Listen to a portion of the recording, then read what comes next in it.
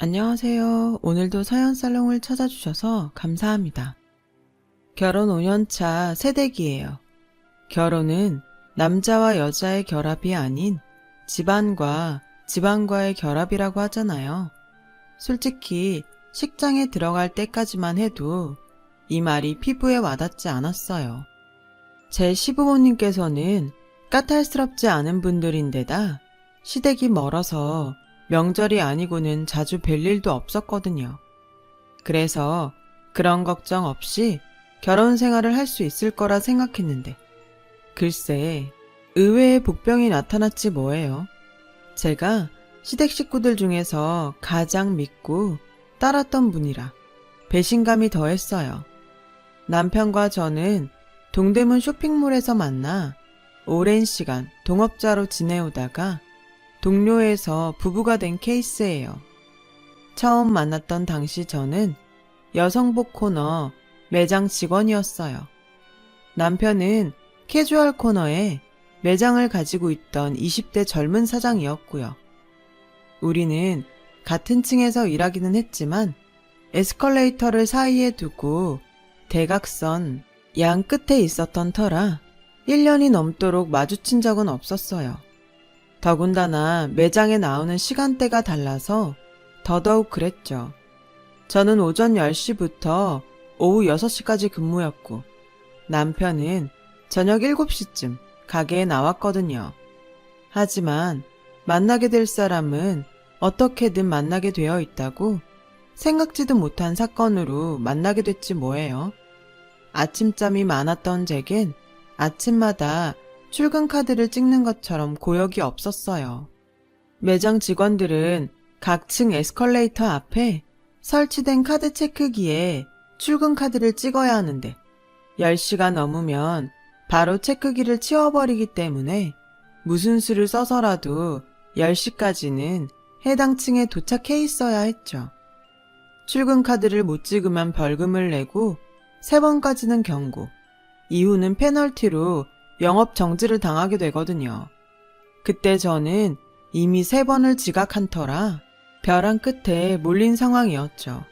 그래서 늦지 않으려고 평소보다 일찍 출근을 하곤 했어요. 그런데 하필 그날은 하늘이 작정하고 출근길을 방해하려고 한 것처럼 이상하게 버스도 안 오고 지하철도 연착이 되지 뭐예요. 동대문까지 가려면 아직 5 정류장도 더 남았는데 벌써 10시가 돼버렸죠. 순간 머릿속에선 영업정지라는 단어만 뱅뱅 돌더군요. 사장님한테 뭐라고 말해야 하나 정말 막막하기만 했어요. 매장에 도착해보니 이미 다른 매장 직원들은 청소를 마치고 오픈 준비를 하고 있더라고요. 이미 엎어진 물, 그래도 그날 장사까지 망칠 수 없어서 저도 서둘러 청소를 하고 금고에 든 잔고와 장부에 적힌 잔고 금액을 맞춰보고 있었어요. 그때였죠. 평소 친하게 지내는 경비 삼촌이 쓱 다가와 그러더라고요. 백삼호 사장이랑 무슨 사이야? 뜬금없는 소리에 전 인상을 팍 썼어요. 무슨 사이긴요. 얼굴도 모르는데. 그나저나 저 곧 잘릴 거예요. 오늘 지각해서 영업정지 먹을 거니까.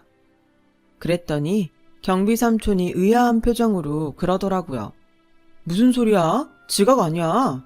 오늘 33호 출근 카드는 103호 사장이 대신 찍었는걸? 그나저나 둘이 사귀는 거야? 그 순간 솔직히 저는 누가 카드를 찍었는지는 중요하지 않았어요. 지각 처리가 안 된 게 중요했으니까요. 정말요? 그럼 우리 가게 영업정지 안 당하는 거예요? 아, 정말 다행이다. 근데 누가 제 카드를 찍었다고요? 그제야 카드를 찍어준 은인 생각이 나더라고요.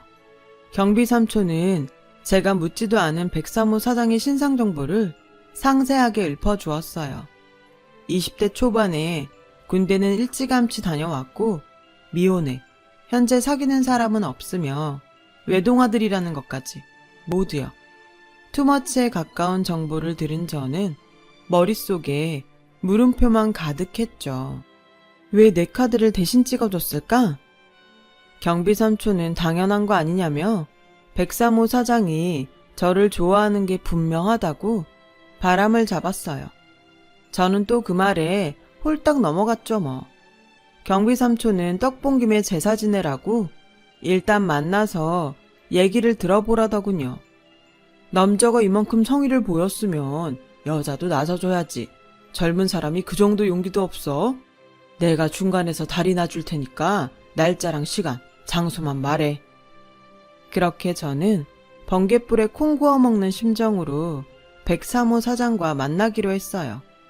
약속 장소는 쇼핑몰 근처 카페로 정했는데 하필 그날따라 아는 사람들이 카페에 많이 앉아있지 뭐예요.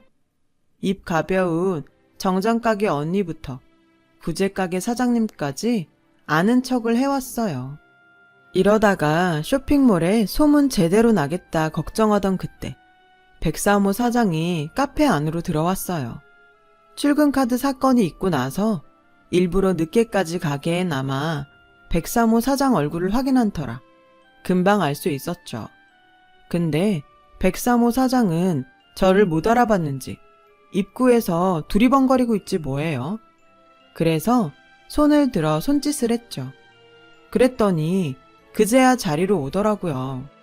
무슨 일이시죠? 103호 사장은 단도직입적으로 용건부터 물어왔어요. 저는 출근카드 일을 얘기하곤 고맙다는 인사를 하고 싶어 불렀다고 말했죠. 아, 그게 그쪽 출근카드였어요? 아침 출근은 처음이라서 카드를 잘못 집었던 모양이에요. 사무실에서 지각비를 받으러 왔길래 한참을 싸웠다니까요. 그 일이라면 고마워할 거 없어요. 103호 사장 얘기를 듣는 내내 얼굴이 다 화끈거리더라고요. 괜히 경비삼촌 때문에 혼자 설레발을 친 셈이니까요. 그렇게 첫 만남은 어이없게 끝났는데 그날의 인연으로 마주칠 때마다 인사를 나누게 되었고 덕분에 옷도 도매가로 사입을 수 있었어요. 그러다 본격적으로 친해진 건 제가 가게를 그만두고 난 이후였죠. 처음부터 제 가게를 차릴 욕심에 일을 배우러 들어간 거라 오래 일할 생각은 없었거든요. 마침 새로 오픈하는 쇼핑몰에 마땅한 자리가 나서 바로 계약을 했어요. 그런데 제 가게 맞은편에 103호 사장이 들어와 있지 뭐예요. 낯선 쇼핑몰에서 아는 얼굴을 만나니 얼마나 반갑던지. 그건 103호 사장도 마찬가지였죠.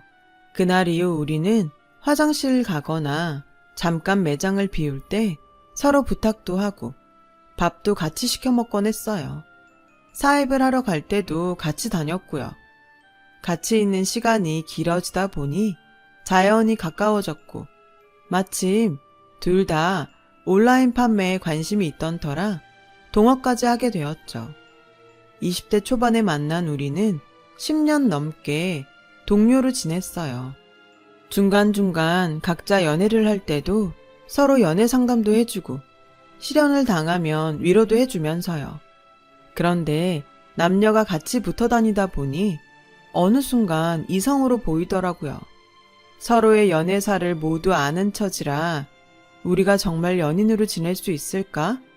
걱정도 됐지만 오히려 감출 게 없으니 더 편하고 솔직하게 대할 수 있어서 낫더라고요.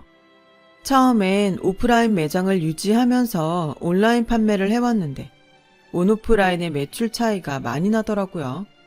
그래서 과감하게 오프라인 매장을 접고 온라인 판매에 전념했죠. 다행히 주문량이 많아서 두 매장을 운영할 때보다 수입이 더 좋았어요. 직접 만리동 공장에서 자체 제작까지 한 덕에 수익률도 꽤 짭짤했죠. 싸구려 중국산과는 원단이며 바느질까지 차이가 나다 보니 가격이 상대적으로 비싸도 후기가 좋고 잘 팔렸어요.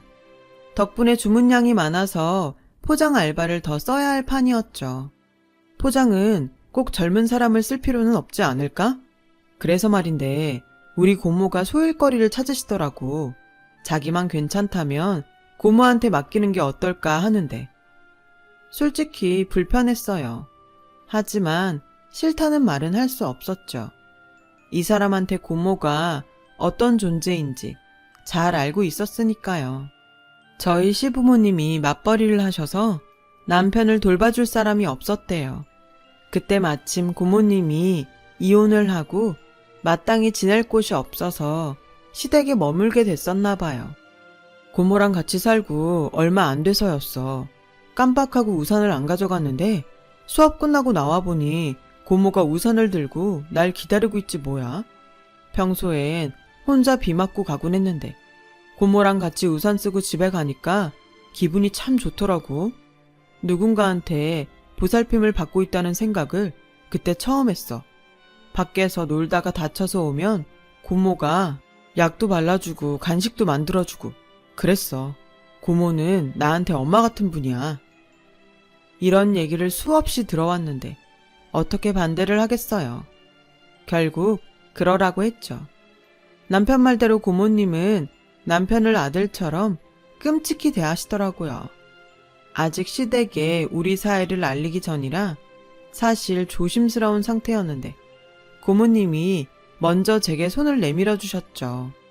우리 민우가 외로움을 많이 타요. 상희 씨가 옆에서 많이 보다듬어주고 아껴주면 좋겠어요. 난 상희 씨가 조카 며느리가 됐으면 좋겠어. 내 맘에 쏙 들거든. 늘 제게 웃는 얼굴로 인자하게 대해주시는 고모님한테 저도 홀딱 넘어가고 말았어요. 악마는 웃는 얼굴로 온다는 사실을 그때까지만 해도 몰랐거든요. 2년쯤 사귄 우리는 슬슬 결혼을 생각하게 되었고 이미 30을 훌쩍 넘긴 나이라서 양가 부모님도 결혼을 반기는 분위기였어요.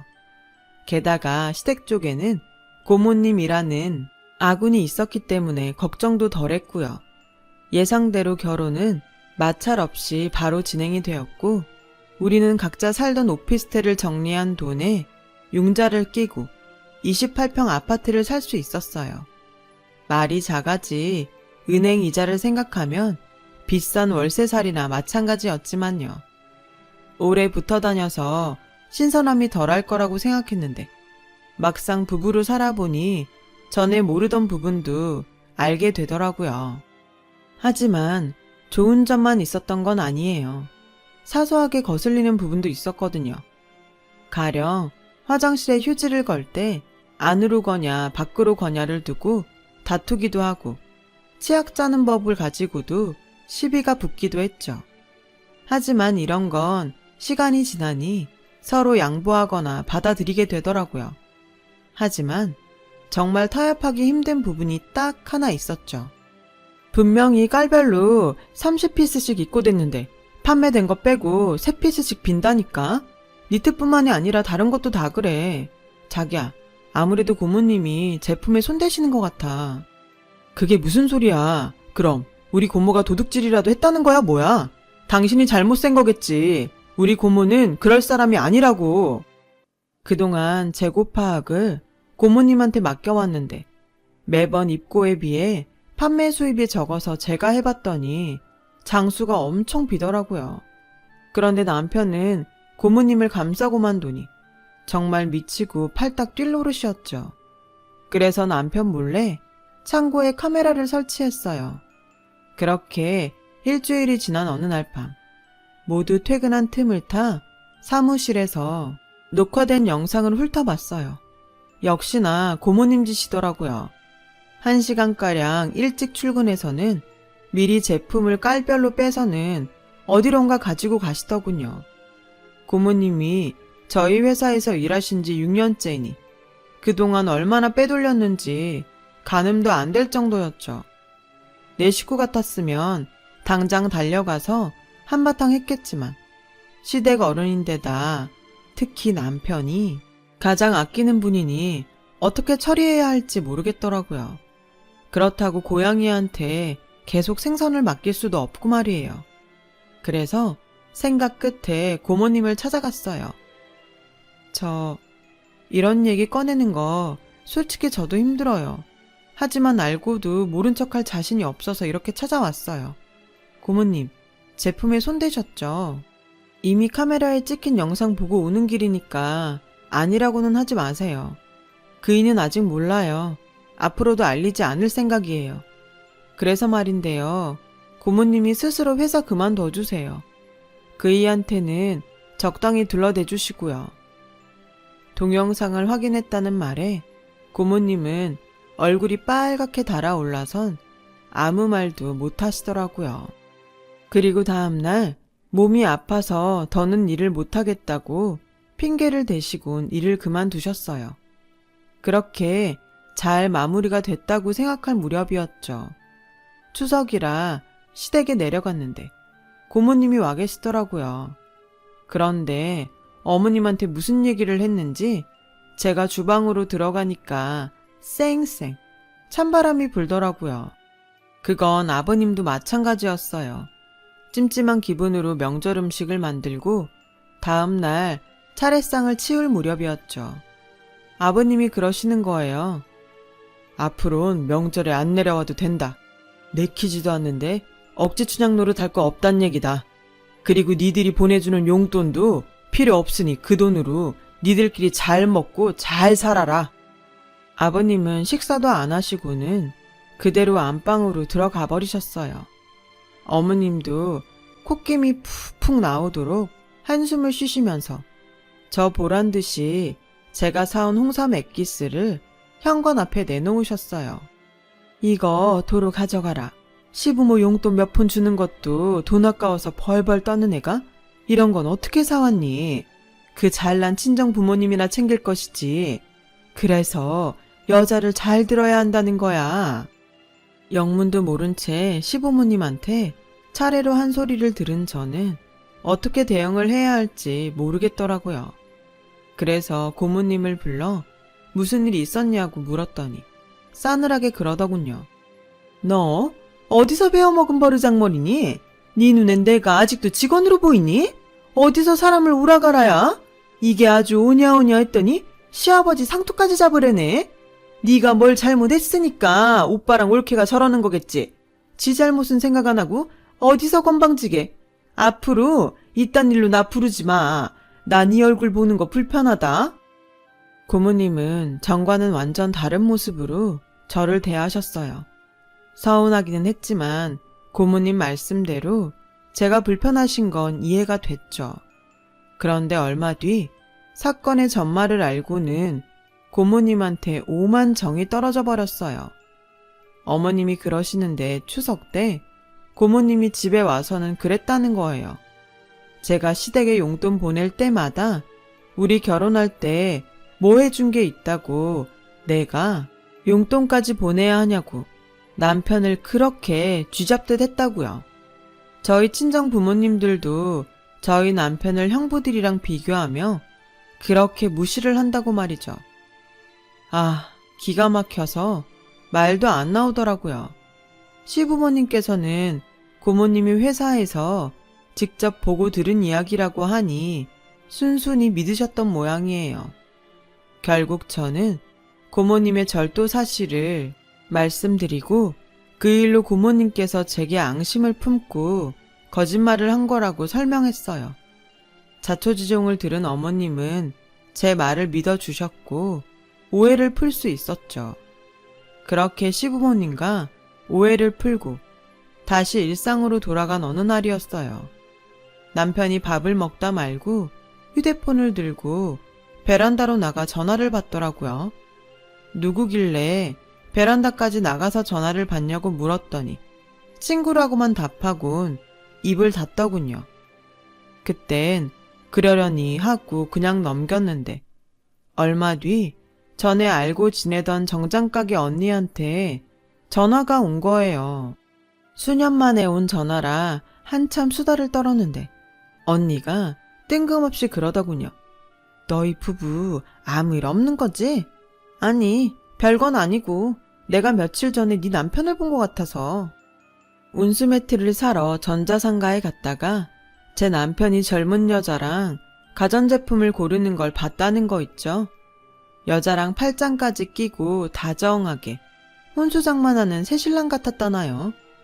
그 말을 듣고 보니 요 근래 남편의 행동이 의심이 가기 시작했어요. 툭 하면 몰래 나가 통화를 하거나 회사에서도 그렇게 문자를 해댔거든요. 안 그래도 고모님 일로 자주 다퉜던 터라 그런 것까지 트집을 잡으면 싸움이 더 커질까봐 애써 피하고 있었는데 정장가게 언니 전화를 받고 나니 더는 참고 넘길 일이 아니다 싶었어요. 그래서 그날 남편한테 따져 물었죠. 누구야? 당신이랑 다정하게 가전제품 고르러 다닌 사람이? 남편은 제 말에 화들짝 놀랐어요. 그 모습을 보니 바람이구나 싶더군요. 그런데 이 남자가 사람 속을 뒤집으려고 작정을 했는지 아무 말도 안 하고 입을 꾹 다물지 뭐예요. 그래서 당장 시댁에 전화를 걸었어요. 엉엉 울면서 시어머니한테 이 사람이 바람나서 더는 못 살겠다고 했죠. 그제야 남편은 그런 거 아니라며 오해라고 방방 뛰더군요. 하지만 이렇다 할 증거를 대지 못했어요. 나중에 다 얘기하겠다는 말만 해댔죠. 어머님은 당장 남편을 바꾸라고 하셨고 수화기 너머로 어머님의 욕설이 쩌렁쩌렁하게 흘러나왔어요. 남편은 묵묵히 그 욕을 들으면서도 끝내 아무 말도 하지 않았고요. 그날 이후 저는 남편과 각방을 썼어요. 그리고 이혼할 때 하더라도 물증은 확실히 잡아야겠다는 생각에 업체에 남편의 뒷조사를 부탁했죠.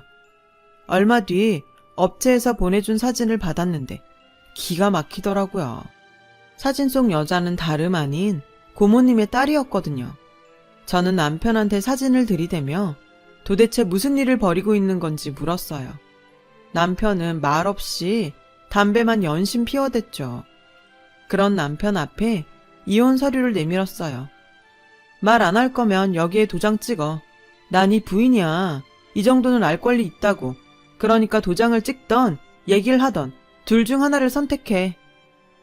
그제야 남편은 한숨을 푹 쉬더니 모든 사실을 털어놓았어요. 고모가 수정이 결혼하는데 혼수 비용 좀 해달라고 부탁하더라고.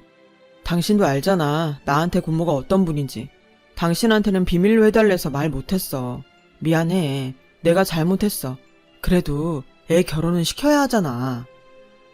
이 미련 곰퉁이 같은 인간을 보고 있자니 울화가 치밀어서 도저히 참을 수가 없더라고요. 그래서 고모님한테 전화를 했어요. 제 선에서 해결을 하려고요. 그런데 나 네 남편 업어 키운 사람이다. 그런데 그 정도 부탁도 못하니? 말로만 키워줘서 고맙다 그러지 말고 성의를 보이라고 그랬다 뭐. 내가 잘못한 거 있니? 이젠 아주 뻔뻔하게 나오더라고요.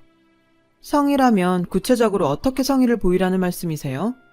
글쎄, 그랬더니 뭐라는 줄 아세요? 이번에 시집가는 자기 딸 혼수를 저희 보고 하라지 뭐예요. 아니, 그게 한두 푼 드는 것도 아니고 어떻게 그런 부탁을 하실 수가 있어요. 뭐, 부탁? 그게 어떻게 부탁이니? 당연한 요구지. 내가 우리 민우를 어떻게 키웠는데 생떼 같은 내 새끼 떼어놓고 피눈물 흘리며 민우를 키웠다. 그런데 그 정도 요구도 못하니? 민우 때문에 엄마 정 못 받고 자란 수정이한테 오빠가 돼선 그 정도도 못해주냐고. 옛말에 애 키워준 공은 없다더니 그 말이 딱이구나. 아휴, 내 팔자야. 저한테 이렇게 당당하게 요구하는 걸 보니 남편한테는 어땠을지 짐작이 가고도 남더라고요. 그래도 이건 아니잖아요. 그래서 시어머님께 이 사실을 알렸어요. 그랬더니 얼마 뒤 아버님이 서울로 올라오셨더라고요. 아버님이 서울에 오셨다는 소식을 들은 고모님은 바로 저희 집으로 달려오셨죠. 자기 없을 때 제가 무슨 말을 할까봐 이리저리 눈치를 살피더군요. 그러다 딸 결혼식 날짜를 잡았다며 시아버님께 청첩장을 내밀었어요. 그때였죠. 아버님이 안주머니에서 낡은 편지 봉투를 하나 꺼내셨어요. 그리곤 그 안에 든 편지를 고모님 앞에 내미셨어요. 어깨너머로 슬쩍 보니 각서더군요. 너 이거 기억나냐? 26년 전에 네가 쓴 각서다. 너 소방받고 쫓겨나서 우리 집에 들어올 때 네가 나한테 약속했던 거 기억은 하냐? 여기에 똑똑히 적혀있지? 한 번만 더 화토장에 손대면 머리 깎고 절에 들어가겠다고. 아가, 가서 가위 좀 가져오너라. 오빠, 내가 뭘 어쨌다고 이래요? 나 화투 끄는 지 오래예요. 김서방이랑 다시 살림 합친 거 보면 몰라요? 그이가 하도 질색해서 그때 그 일 잊고 바로 손 뗐다고요. 오빠가 늙더니 노망이 들었나? 고모님은 시치미를 떼며 오히려 큰 소리를 쳤어요. 손바닥으로 하늘을 가려. 너 민우한테 수정이 혼수 해내라고 그랬다며. 네 서방이 혼수 준비하라고 준 돈은 어디다 까먹고 민우한테 해달라는 거냐? 너 그 돈 화투판에서 날렸지? 똑바로 말 안 해? 너 애들 회사에서 옷 빼다가 뒷구녕으로 팔아먹고 그 돈도 화투판에서 날렸지? 내가 널 모르냐? 내가 김서방한테 우중 미안했으면 너 버리고 새장가 가라고 했겠냐? 네가 마누라 노릇을 제대로 했냐? 애미 노릇을 제대로 했냐? 툭 하면 뱀 혓바닥 같은 혀로 사람 올리는 말이나 하고 남의 돈 훔쳐다 노름이나 하는 널 내가 어떻게 믿냐고. 사람이 허우대만 멀쩡하다고 제대로 된 사람이 아니다. 정신 상태가 썩어 빠졌는데 네가 어떻게 사람이야? 너 한 번만 더 내 아들이랑 며느리한테 들러붙어서 돈 빼먹을 궁리하면 내가 너 절도죄로 쳐 넣어버릴 거다. 네 새끼 혼수 자금은 네가 벌어서 채우고 애들한테 10원 한 장 받을 생각하지 마라. 내 말 알아듣겠어? 아버님 말씀이 끝나자 고모님은 두 손을 싹싹 빌며 울먹였어요. 오빠, 내가 잘못했어요. 내가 정말 죽을 죄를 지었어요. 그래도 딸랑 결혼은 시켜야 하잖아요. 그 돈 날린 거 우리 그이가 알면 나 또 쫓겨나요. 오빠, 나 한 번만 살려줘요. 네? 고모님은 그날 손이 발이 되게 빌며 아버님께 혼수 자금 좀 융통해달라고 애원했지만 아버님은 매몰차게 고모님을 쫓아내셨어요. 결국 고모부는 고모님 딸 혼수 비용을 도박으로 날린 사실을 알게 되셨고 얼마 뒤 고모님 내외는 이혼을 하셨어요. 그 후로 저희 집으로 몇 번이나 찾아오셨지만 저는 문을 열어드리지 않았어요. 그건 남편도 마찬가지였고요. 남편 역시 그간의 고모님 행동을 보고는 깨달은 바가 있었던 거죠. 그리고 한 가지 더. 앞으로 한 번만 더 고모님한테 휘둘려서 호구짓하면 당장 이혼이라고 제가 엄포를 놓았거든요. 그렇게라도 안 하면 이 물렁한 남자가 언제 또 고모님한테 휘둘릴지 모를 일이니까요. 아무튼 이혼이 겁나긴 했는지 남편도 더 이상 고모님 편을 들지 않았어요.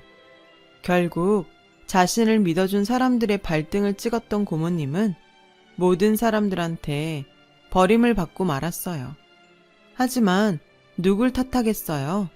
자업자득인걸. 산 넘어 산이라고 결혼 5년 차에 벌써 지치긴 하네요. 그래도 이럴 때를 대비해 추억이라는 곶감이 있는 게 아니겠어요? 남편과의 추억을 곶감 빼먹든 하면서 앞으로 정신 바짝 차리도록 가열차게 책찍질하며 결혼 생활을 이끌어 가보렵니다. 지금까지 제 사연을 들어주셔서 감사드려요. 여러분의 가정에도 항상 행복이 깃들길 바랍니다. 여러분, 사연 댓글에 응원과 현명한 조언 부탁드려요. 좋아요와 구독은 저에게 큰 힘이 됩니다. 오늘도 좋은 일 가득하세요.